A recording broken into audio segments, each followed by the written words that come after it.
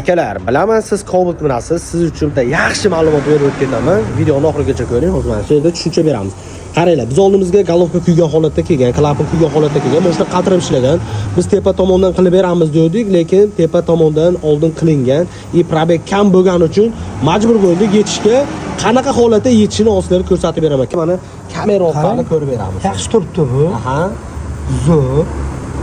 Kuymagan, mana kuygan holat. Mana qaranglar. Qarang, klapin qarang, yaqinroq borib erib ketgan holat mana. Ko'ryapsizlar, akalar qanchalik kuyib ketgan. Buni qilib bo'lmaydi. Qilasiz. Mumkin ozroq tiniq ishlashi mumkin, lekin baribir yo'adi. Akalar, o'sha uchun biz oldimizga olib kelsangiz, biz sizga yechmasdan turib, uni to'chini diagnoz qo'yib beramiz. Tepadan turib qilsa bo'ladimi?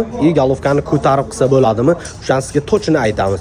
Akalar, bu videoni Cobaltchi tanishingizga yuborib qo'ying. Shunaqa yaxshi ma'lumotlarni ko'raman desangiz, Deni 12 olib oling.